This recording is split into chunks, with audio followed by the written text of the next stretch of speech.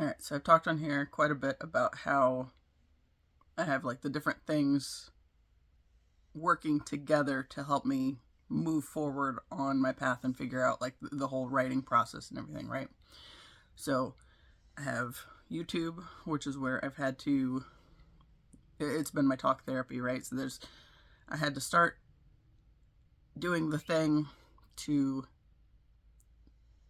figuring out how to put things together, clear out the excess, if you will, stress and whatnot. I've spent a lot of time crying in videos over the past couple of years.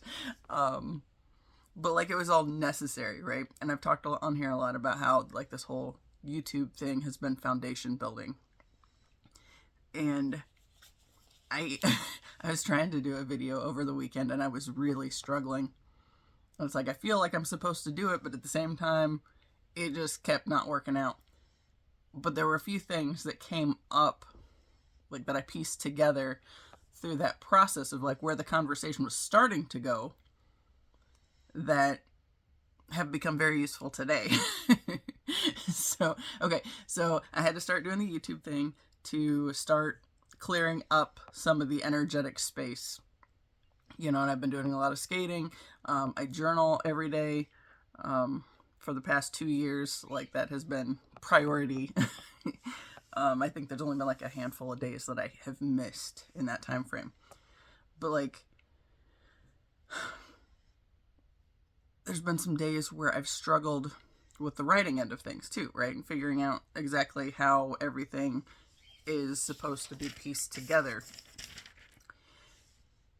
And I've talked about how like the first 6 chapters I don't know if I talked about in a video that I posted or one that I deleted. Because there's been a couple that have just gotten deleted here lately. But like the first 6 chapters that I've written, I feel are pretty solid. Like if they were ready to go to publishing, I feel like I am confident with where they are, that would be okay. But then when I was working on specifically chapter 10 was kind of driving me nuts. And of course, chapter 10 has actually changed today. So, but anyway, like it was one that I kept struggling with. And it was one that as I was reading it, it was irritating me just so 10 was previously my college years, right? And just it was okay. It's a necessary part of the story, but as far as wanting to go back into rereading it and editing it, and it was just, I just really was struggling with that whole thing. And so in my writing process, like the journaling part, I've been looking for guidance and clarity. So I can, moving obstacles out of the way. I talk about my animal apothecary deck a lot. There's a card that talks about setting intention with motion. So like if you're exercising, then set the intention of every step is clearing away the obstacles, kind of a thing. That's my approach. That's what I've been doing lately when I've been walking the dogs. So it's just, I wasn't making a whole lot of forward progress. And it was like I was getting hung up specifically in that section. And what I realized was I'm doing it the same way I've always been doing it since I started in January on this whole writing thing. But it's just, I'm looking at it from a different perspective, because I feel like it's a lot closer to being done, but there's still a lot that I feel is left to go. Now in January, I spent a lot of time writing, but then like I would start one document and I would just write until I couldn't write anything else further. And then I would go into the next document when like I just didn't know what to do with that. Like the main document has always been this one called Somewhere Out There, because, that goes back to the song that I talked about on here a lot. This thing when I was 4 that locked me into this hopeful space for this amazing love story kind of a thing, right? So the first document, I started with this story of this thing that happened in 1987 when I was 4 years old. And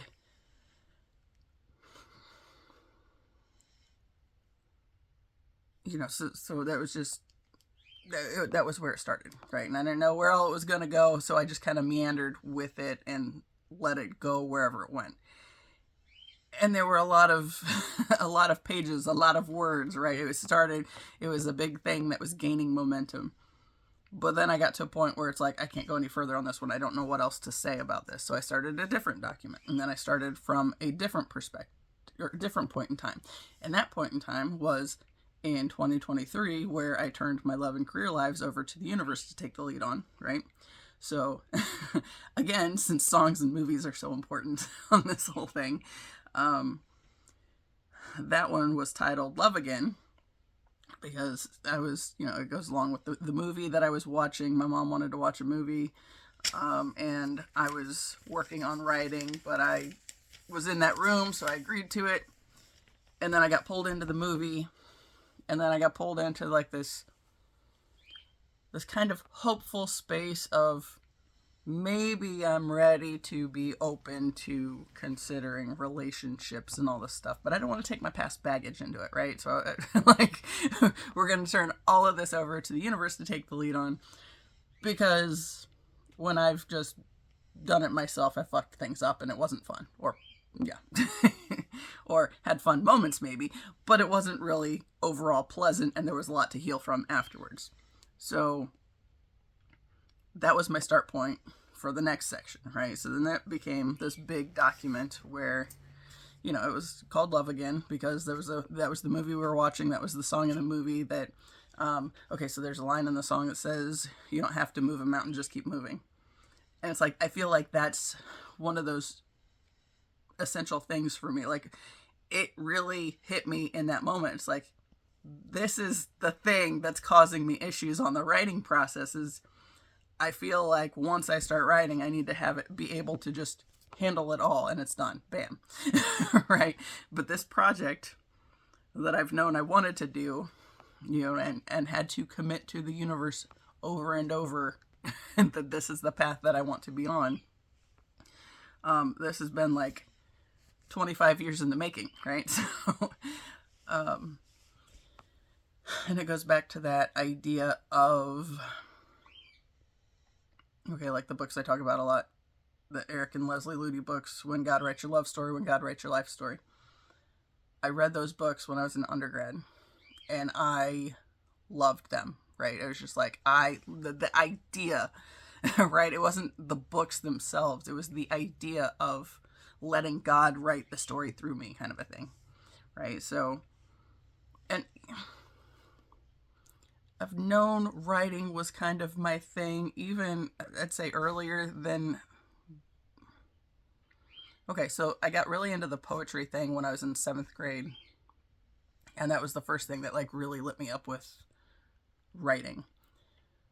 But then, of course, there was some stuff that, I was mad at life, and I didn't destroy the journal, because I had this little composition notebook that I used as a poetry journal for the club that I took. And I hung on to it. And then when I got I was having a day where I was really struggling with the suicidal ideation, and it was the closest I've come to trying to follow through on that whole thing. I tried to destroy I didn't destroy it completely. I just drew big X's. I stabbed X's into the journal and all the pages, because I was pissed at it, because it was something that I found joy in, right? And then my life kept demonstrating that I wasn't supposed to have good things in my life. So it was this thing that brought me some kind of happiness, and then on a bad day, I was like, fucking deserve happiness, what the hell, right? So it was one of those situations. So There's so many things floating around in my head right now. I don't know if I'm going to organize any of them well in a video to make it make sense. But we're going to try. So when I was struggling with the video a couple days ago, I had like 5 minutes, and then I got interrupted because my mom asked me a question for something that was, she was going to get me something. It's like, oh, I need to respond to that. So I ended that video. But that video, I think had I continued where I was at, it was finally gaining momentum. But then when I went back in to restart it, it's like it just never picked back up. And then I ended up doing like 20 minutes. And then I said something that was kind of weird that I didn't like. And then it was kind of an abrupt ending, and I was like, you know what, we're just going to scrap that all together. That one's just, meh. We'll just chuck that, right? But one of the things that I talked about on there, because I was talking of, okay. Oh, my brain, okay. I talk on here a lot about how my walls are basically, well, I don't know if I've said it straight out this way, but they help me to understand things, right? So I painted this hot mess of a bedroom. Yeah. And I talk about how I make connections through it. So what I was thinking about before I started this video was how art is basically a divination tool, right? And like, even like, okay, currently I am really hooked on this song called My Heart I Surrender by I Prevail, right? And it's one that comes up periodically. I love this song. But I heard it recently. I had kind of forgot about it for a little while, and then I heard it on this playlist that I have, and it's like, oh yeah, I forgot this song. And then it's just like going along with it completely, right? But like, I talk about music on here a lot because music is this thing, right? So, okay, first off, I wanted to look up the definition of divination, because I was thinking, it's like, my walls are a divination tool. And, okay, so when I looked it up, it says divination is the practice of attempting to foretell future events or gain hidden knowledge about secrets, mysteries, or obscure matters through the supernatural, occult, or divine means rather than human reason, right? So it's like, this makes sense. So it's like, whatever the things that we create are, like whatever is behind the motivation for creating them. Like, okay, this space with the crazy chaos that is, see, I don't know, honestly, I feel weird about having all this green as part of my background here lately. I've been thinking about that. It's like, why it's tree leaves, but you can't tell that because just because you can't see all of my tree for one thing. But like, here's part of the trunk. Right? But like, the point, the tree was basically just a start point, because I was like, I want to do something here, but I don't know what. And throwing colors just on the wall at that point in time didn't seem, it kind of bothered me. So then I was like, okay, so maybe I'll paint a tree, right? Because I had these 2 canvases that I got to kind of mess around with, and so it's a real big space, and I didn't know what I wanted to put on them. So at one point I just started painting a tree, but differently than like I would have drawn it when I was younger, right? Because when I was younger, if I was drawing something, it was just draw the trunk and then draw the leaves, right? But for some reason, when I was painting, it's like I have to see the branches. So, so I put the trunk on there, and, the part where it connects to the ground, and then I'm putting a bunch of branches, right? And then after I had the branches, then I was able to add the leaves, because I needed to see that there was something there to support my paint leaves, I guess. I don't know.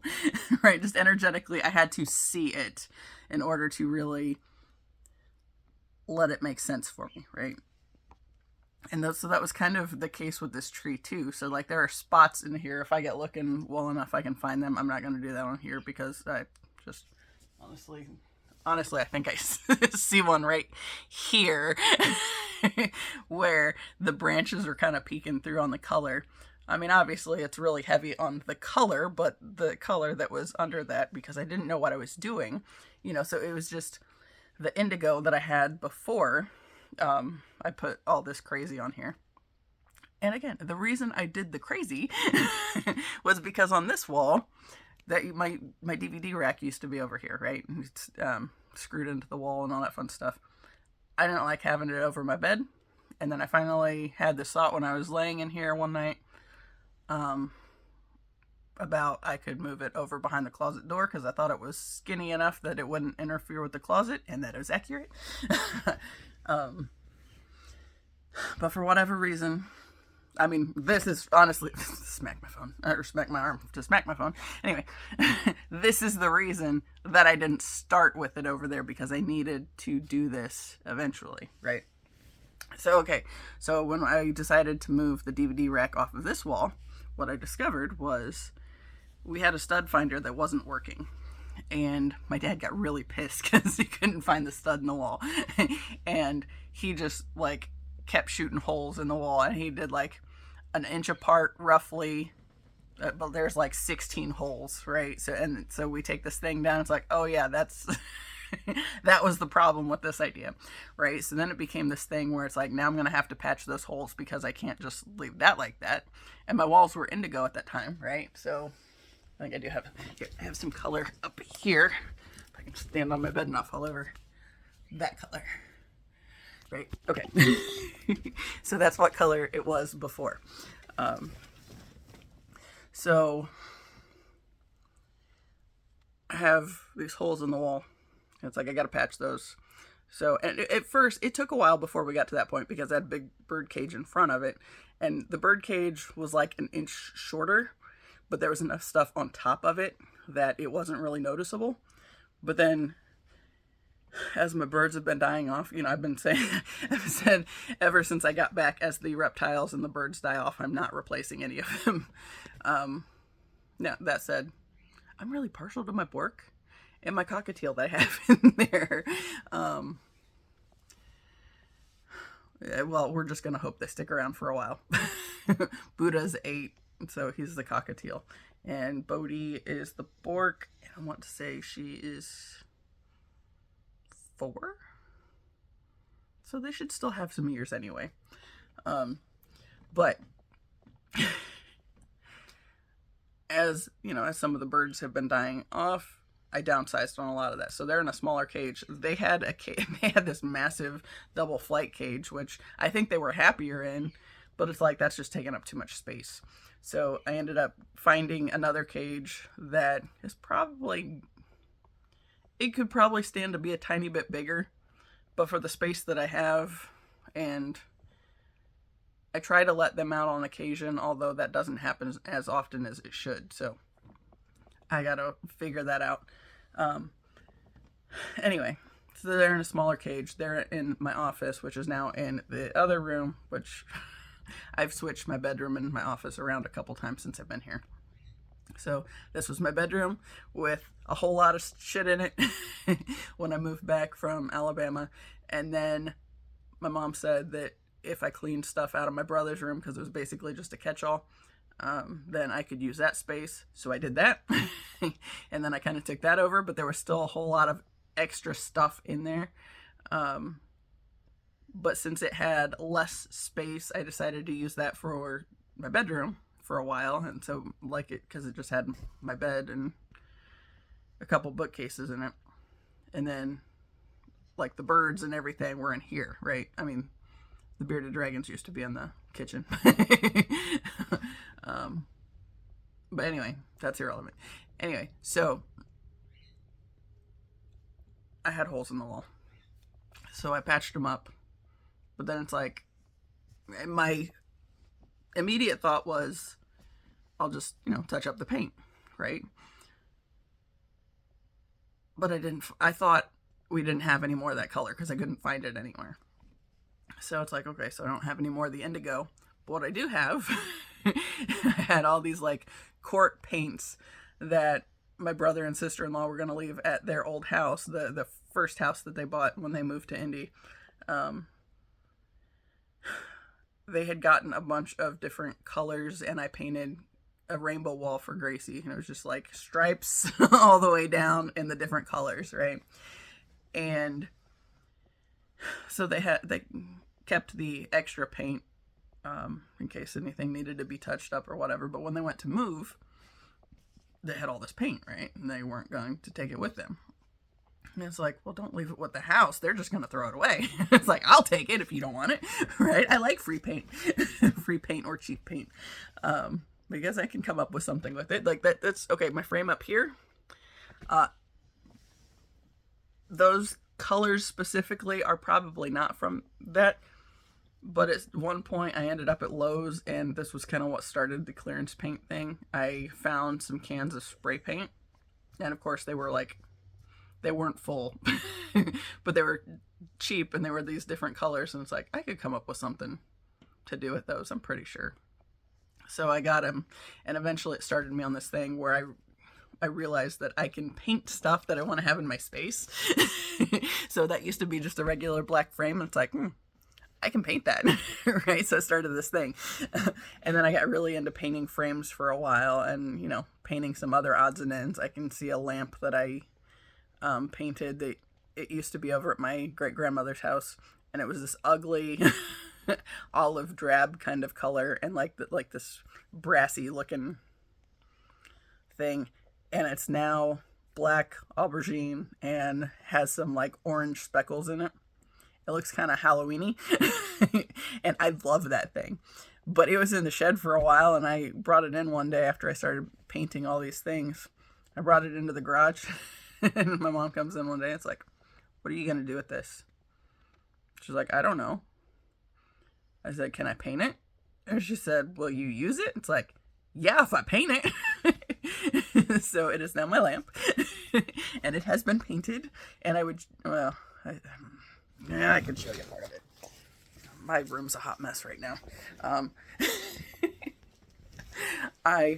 It was like 80 degrees yesterday, well, 85 degrees yesterday, so I wanted to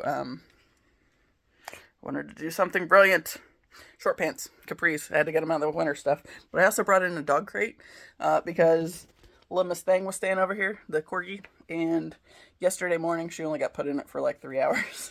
Because yesterday morning we had the windows open, and my curtain was still closed, and she was laying over there where Gidge is at, and she had her nose out the window, and it was fine until she started barking at the neighbor dog. So then she went in the thing. But anyway, I don't know if this is going to make it any better or worse. Yeah, I don't think that helped anything. Let's come to this side, and then I'll show you my dust. Sorry. Yeah, anyway, this. And the rest of it's like black. There you go. You can see. Okay. Right. So it's like these little things that are helping me to find my way to the stuff that makes me really happy, right? So I started doing all that stuff. So then, you know, I get to the point where it's like I can't find any more of this indigo color. She's wagging at me. But I had all these other little paints, right? So it's like, okay, so I can have fun with color on my walls, right? So I started that, but then it was like I needed some sort of point to get me started. So I got started with the tree. And, you know, put the branches up there. Please don't yell. She just perked up and looked out the window all at once. So it's like, usually she does that and then starts bellowing at me. But anyway, this is what happened. I went crazy on the walls. So when I was trying to do this video the other day, one of the things that I can't get to the one that was really bothering me, but they all kind of bother me. So when I started this project, since I couldn't just, you know, this is a little partial section, right? So I was going to just paint, I was going to do 1.5 walls basically, and that was going to be the section that kind of brought it to, well, no, I don't know. It was going to be all that I did, right? But then I didn't like where that I only had that much. Like when it was only a wall and a half done, it's like it feels incomplete, right? So I had to keep going. So standing up again. Okay. So this is a transition point, obviously. My lighting's kind of lame in here at the moment, and everything's really dusty, so if you see my dust, sorry.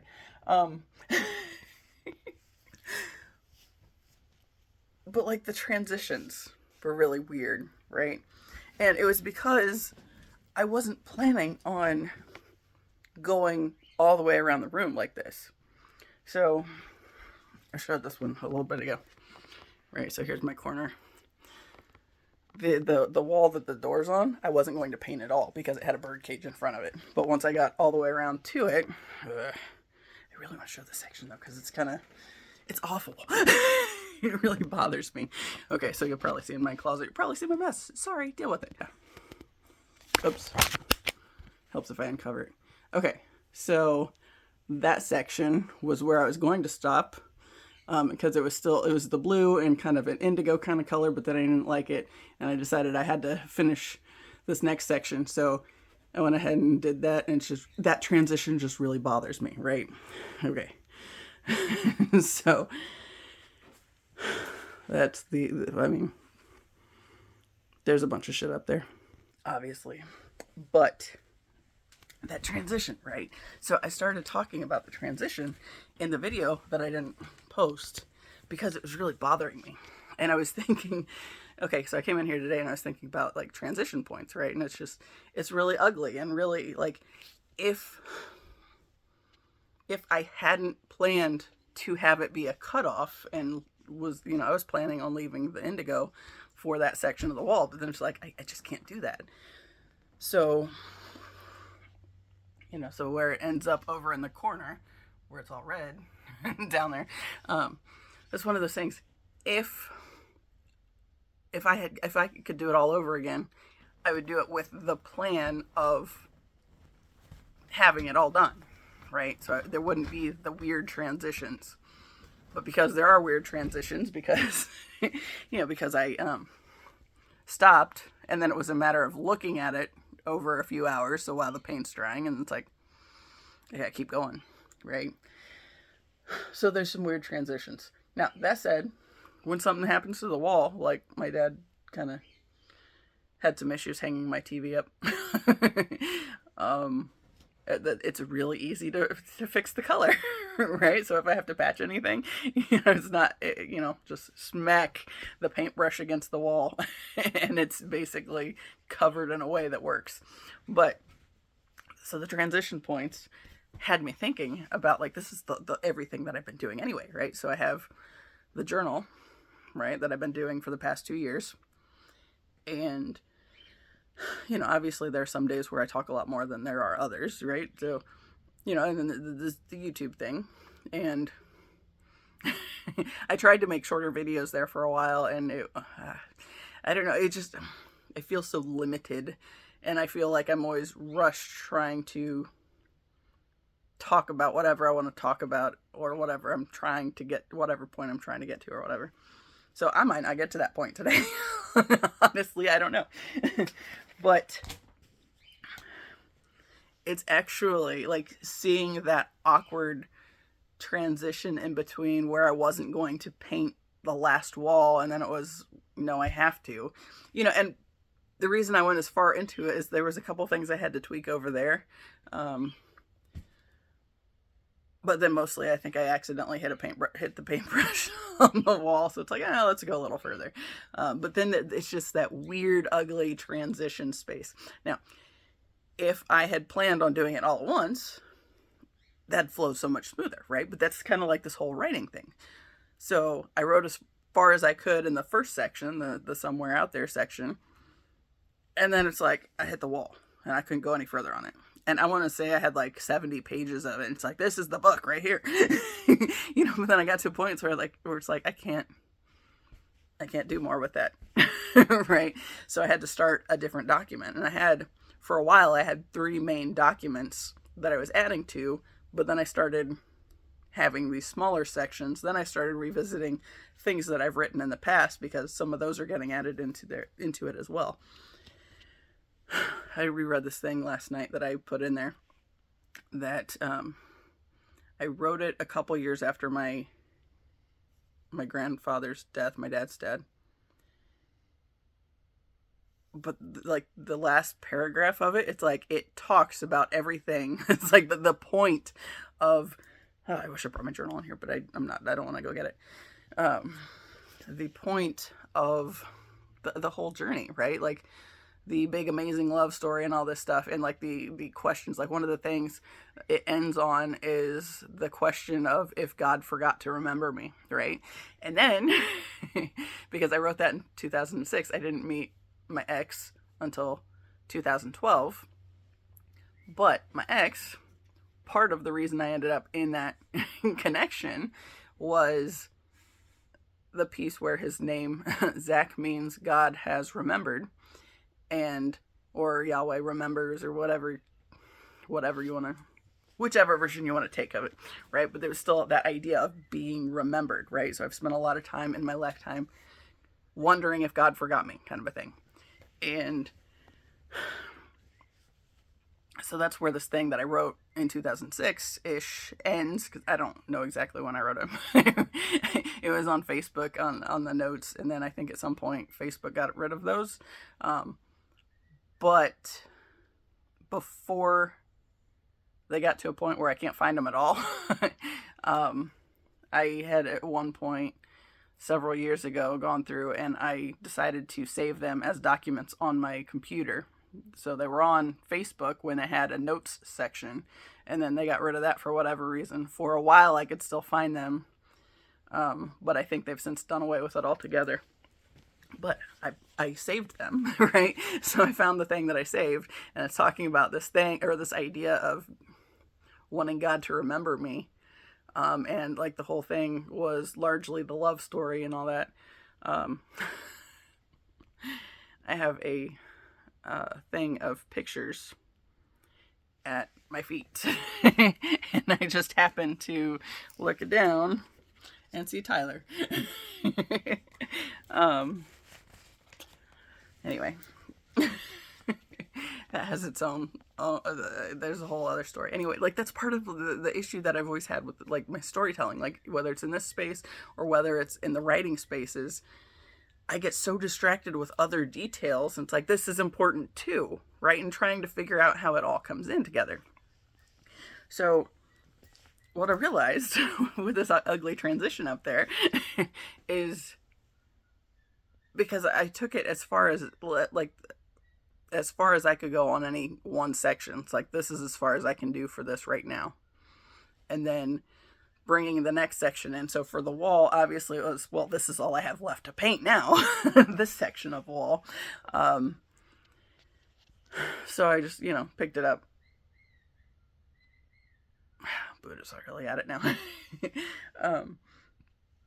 So I just kind of, started moving again. It's like, I don't really know how any of this is connected. Now, as I'm looking at it, the pink color that's up there, it is kind of the transition, right? So there's like spots of pink that kind of come into this other space. I feel like I need to, since I'm talking about it. Okay, so here's my little pink spots over there, right? So that's kind of transitioning into it in a way. So so my walls is divination tools, right? But it's like, okay, especially that piece with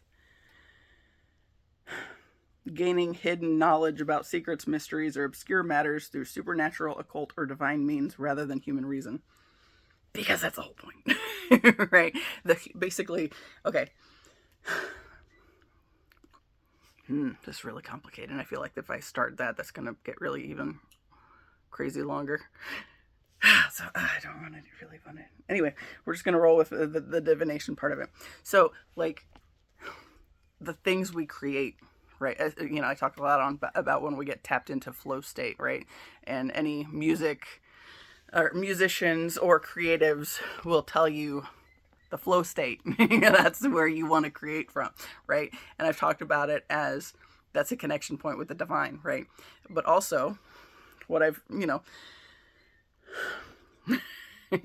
so I talk a lot about the feminine as the flow and the masculine as the frame, right? And when I was overly identified with the feminine aspect of myself, it's like I was waiting for something to save me, right? Because I was basically told in all these ways that I couldn't do things, right? And that sounds like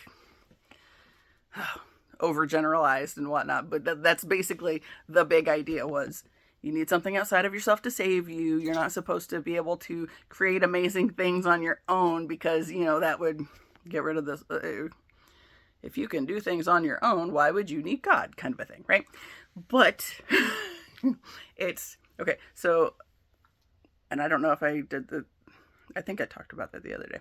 So the idea of divine marriage, the only thing that matters as far as divine marriage, what it actually refers to is marrying the two parts of yourself, right? It's knowing when to take action, when to be able to do things, and also allowing yourself to be open to receiving whatever the universe or God or whatever you want to call it guides you to or through, right? So,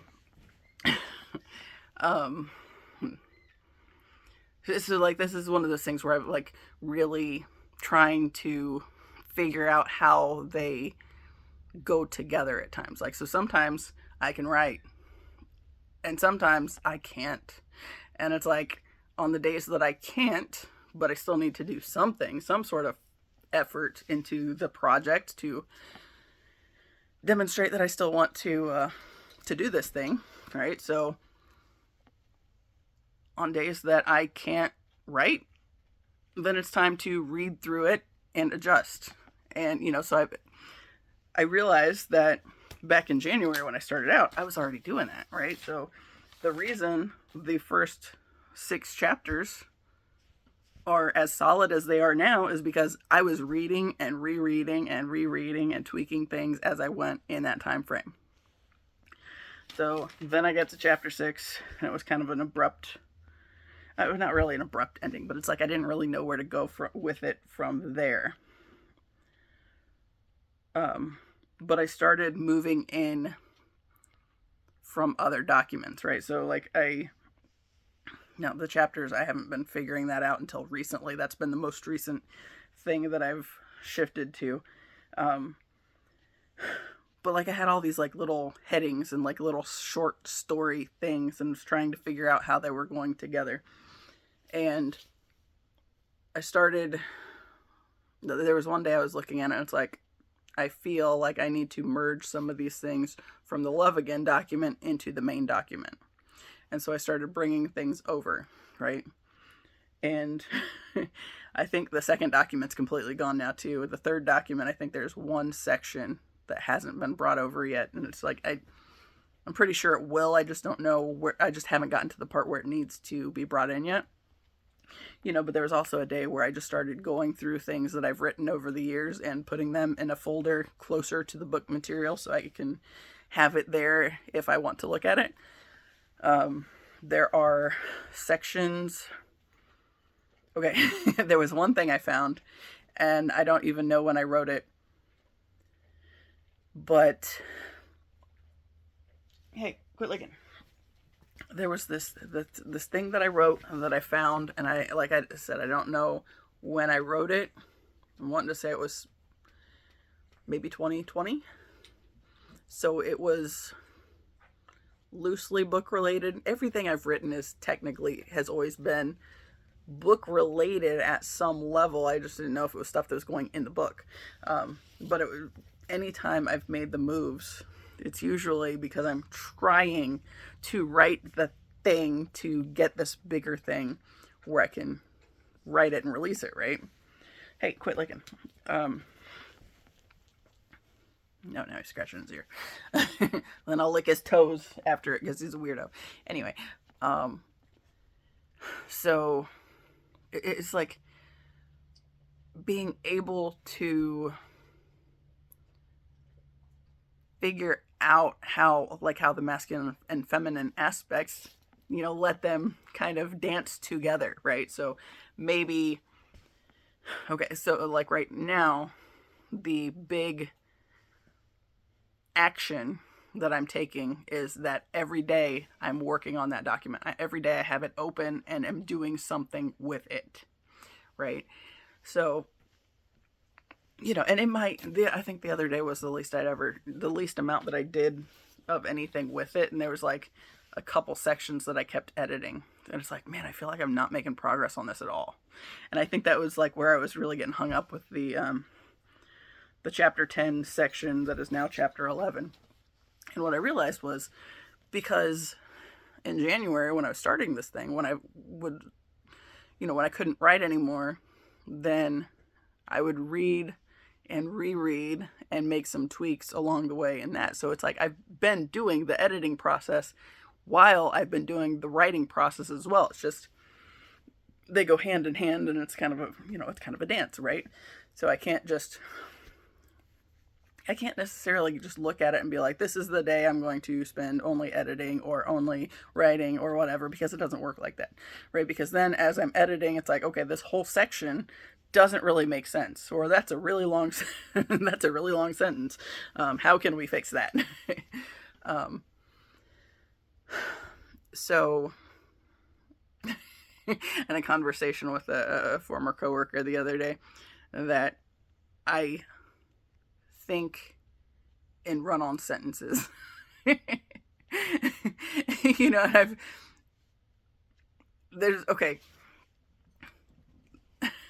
I've talked about finding my counterpart's webpage at one point in time, and like everything is like well worded and it's got good grammar and all this stuff. There was a guy that came up on a dating app at one point, and like when we were talking, he was like, one of the things that was like, why is that so hot? But it was like actual use of like grammar and punctuation and making actually well-formed sentences and everything. It's like, why is this so attractive? So I've spent some time working with this. I think I'm blushing now. But that's like one of those things. And what I was realizing recently is I talk and run on sentences. It's like this thing that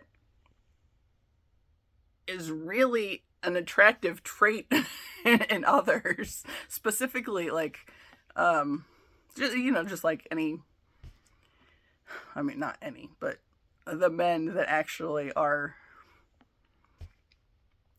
putting things out there in a way where it's like they're smart, they come across as genuinely intelligent kind of a thing. And it's like, there's that draw, but then I was like, okay, so there's more to this, because that's not what I do at all. Like when I am texting somebody, or just when I'm writing, just stream of conscious or whatever, it's like I talk and fucking run on sentences all the time. And I think that's like part of it, like, so that's the flow, right? So that's trying to bring all the things together, but not really stopping to organize them in a way that it really comes across as clear initially. It's getting it out of my system. And then once I look at it, it's like, oh, that's a hot mess. Now how can I fix that? Right? So it's like, that's what I've been doing with the writing all along. And that's just how I communicate, which also is one of those things that I realized, like, okay, so I did a video at some point where I was talking about mansplaining and the problem with mansplaining. It's like, because mansplaining, it's not leaving space for the other to exist, right? It's, let me fix you because you sound like a hot mess. That's like all mansplaining amounts to. And what that is an active demonstration that, since you have to do it with the idea of fixing somebody.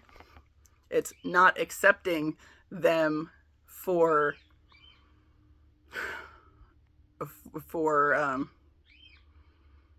what immediately comes across, I guess. Like, this also makes me completely understand why I've spent so much of my life feeling misunderstood, right? Because I talk and run on sentences, and I think and run on sentences, and it's like trying to get all the things out before I know where they go. But I know they're important, but I just don't know how they fit together with anything else, right? So it's like trying to figure out that. So I have this really horrendous transition point over my closet, but it served the purpose of teaching me that that's, it looks like an abrupt ending, right? So I didn't know where to go anymore on that. But we're still tying in the colors. I still went back with the pink, and that was actually a different pink than the one that I started out with because I ran out of that pink. But when I went back to Lowe's, they had a different pink that was also a clearance paint. So obviously I got that.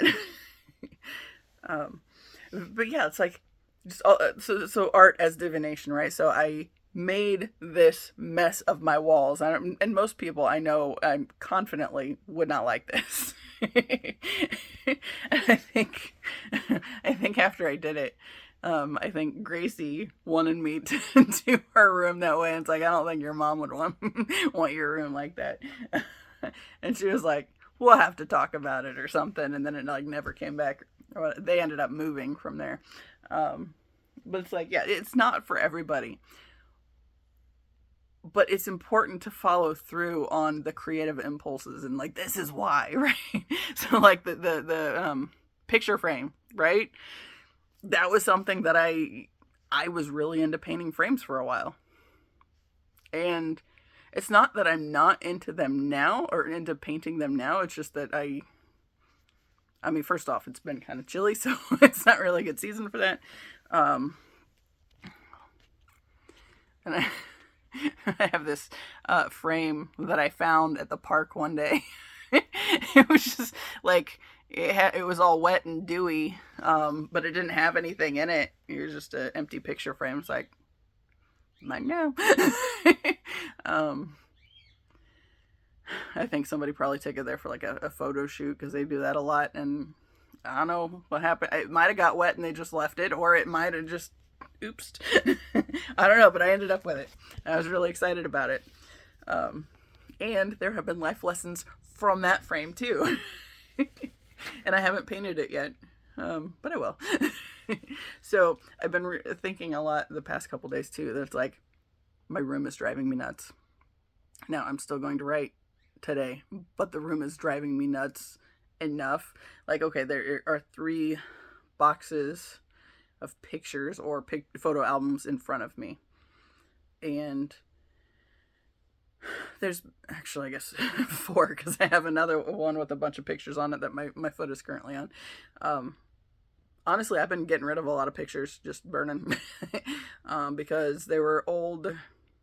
Some of them I just don't want, right? Some of it's like, that's old life, and I just don't want to be connected to that anymore. And so part of that is freeing up the space.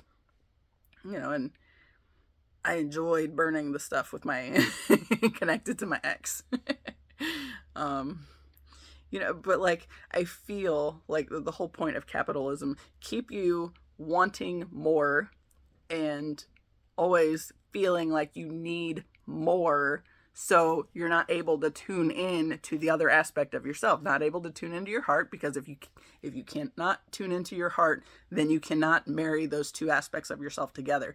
And the entire purpose is the inner marriage. It has nothing to do with anything in the external world, right? So it's bringing the 2 parts together to be a fully functioning person, right? And to realize you don't need anything outside of yourself to save you, and you already have everything you need to do what you're meant to do.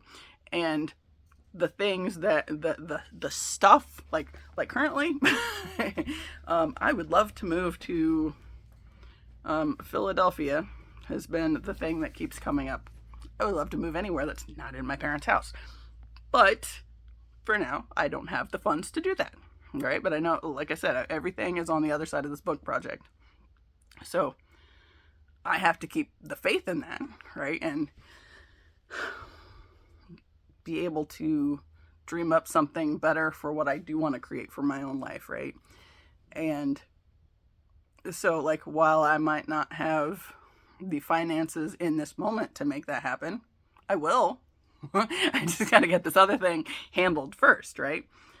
But in the meantime, I got a bunch of stuff in this room that I think is also serving as an energetic block to that project as well. So today's project, after I get done doing the video and posting the video probably, is I'm going to come in here with a movie and play the movie while I'm going through stuff. Because, of course, I still have winter clothes to put up. I have my short pants that I'm breaking out, the capri leggings again. But, of course, we're in that awkward space of can't put the winter leggings up yet because today it's cold again, right? It was 37, I think, the last time I went outside. I think it's supposed to be 47 or 50 today, but yeah, a big drop from yesterday's 85.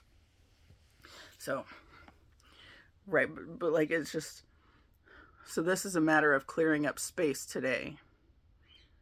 And that process is one that also helps me to put things together for the writing process.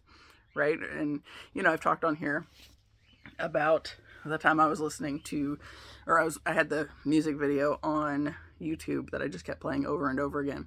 And at one point, it's like, it took me from this space of yelling at my grandmother and my mother in my head, right? So I see myself in this vision where I'm just yelling at them about, no, you didn't stay in a relationship because of love. You stayed because you were afraid that there'd be nothing better and that this was as good as it could ever get for you, right? And somewhere, like after this thing played out, the scene played out in my head a couple different ways over the course of like 10, 15 minutes, then suddenly I shift, so I'm in this space where I was like in the place where the music video was happening, right? So there's these guys running around like a bunch of kids in this song that the lyrics were entirely fitting for what I was processing through. And I just kept listening to the song over and over again. So I went from yelling at my mom and my grandma in my head to next thing I know, I'm in this space with these guys that are doing the music video. Counterpart was included. And I see myself in this space, and all at once I have to go over and sit down in front of this wall, and I like shrink myself down as much as I can, and I have a hoodie on, and I put my hood over my head, so that's like I can see out, but like that's the extent of it, right? So going full hermit crab. And so in the vision, I see my counterpart come over, and he sits next to me on the floor, make sure I'm okay, right? And I said, you know that it's like, you know how awkward hermit crabs are when they're outside of their shell, right? And I was focusing on how exposed I felt. I said, you know, I was talking about their awkward little crab ass just as they're in between shells. And, you know, I was very focused on the exposure piece of it. But then when I went to write it down, the thing that came to mind was, but the crab has to come out of its shell to move into the bigger shell. You've outgrown the space that you're in, and it's time for a new home, basically. And I got this book from the library this time. Was it in the book? I randomly look. I'm weird. Once something gets in my head, then I have to like look up different points about it. So I've talked about like the anyway, I don't want to go that far because I'm going to wander off again. Because that's what I do. But the hermit crab, okay. And it might have been something I heard about or somebody talk about it. Anyway, they were talking about like this, how if a crab's ready for its next shell, right? He was talking about like sometimes crabs will like line up next to like the shell that's too big for them and wait for the one that's outgrown the shell that's ready for that shell. So then it drops that shell, and then the one that needs that size moves straight in, right? So they're all ready to go straight to the next shell. I was like, that's kind of a cool idea, actually. And makes perfect sense for like this whole everything. And I've talked, okay, when I started going to the classes at Inner Path, one of the things that I realized was it's like I feel like there are these big things in my life where it's like something's not quite there, right? But then I get the right piece of information. It's like suddenly this big chain of things shifts and it's suddenly in the right spot, right? But it's like there was something there that it's like, okay, something holding space to keep that slot open because that's not the thing that it is, but there's something to it. But then you get the right piece of information. It's like that piece is finally can go, and then everything else just like falls right into place, if that makes sense. Like I don't even, like I can see it in my head, but I don't know how to explain it otherwise. Because I'm kind of seeing it as like a something with it, gears or something. But I don't know anything about this that shit. That's just how I'm seeing it. So yeah, so that I guess brings me back to that whole piece of art as divination, right? That like the whole point of it, of that gain hidden knowledge about secrets, mysteries, and obscure matters through the supernatural, occult, or divine means rather than human reason. It's like, because it's what we're here to do, right? So like when you are creating and you get tapped into that flow state and like you're creating for God knows what, right? God knows. You don't know, you may never know, right? But like there's something about it that like it's important for you to do it, right? So like if there's a song, if there's a book that you're meant to write, like any of those things, it's like if you feel like you're supposed to create something, or you can see there's a space for something that needs to be created that maybe you can contribute to, even, it's like all of that is necessary, right? Because that's essentially what we're doing. It's like we're using art as a means of learning things and putting the pieces together, right? So that's why music has been so essential along my path. I talked about Somewhere Out There in this one because that was the thing that started me on this thing when I was 4. And then every time I heard it after that, it's like I go straight to that same lovey space, right? And it's like that feeling and that hope for the big amazing love story and all that crap. It's like I can shift right back into that feeling, right? But then we also have to go through the other spots where it's not so wonderful sometimes because we're a whole spectrum. It's like just in and out of ourselves. We don't need anybody else to be the whole spectrum of all these different things. It's like we just got to figure out how they all come together, right? But then somebody else, makes a song, and then we can listen to the song and then go from yelling at my mom and my grandma in my head to suddenly seeing myself in this other space and realizing it's a sign of my own growth, right? And yeah, that's like the whole point of all of this, right? Anyway, and so I've talked on here a few times too about my counterpart.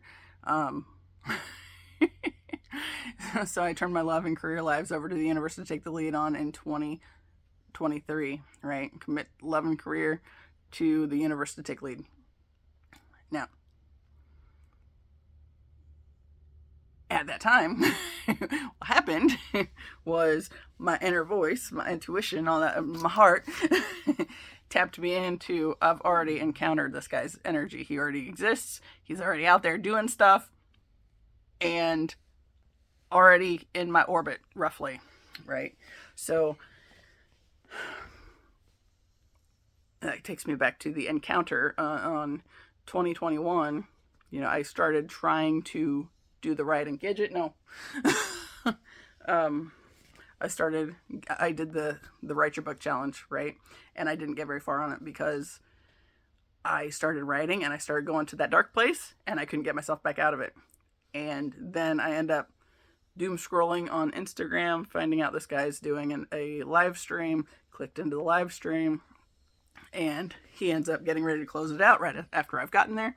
And I said something about damn late to the party, and I don't remember what the rest of it was, but he responded to it. And when he responded to it, it was like, right? It's like, I wasn't ready for that. And I've talked about it a lot as, it felt like I was a mouse running through the kitchen and somebody turned the light on, right? And then it's like, what do we do? What do we do? Right? And like the biggest thing was, now I can't hide.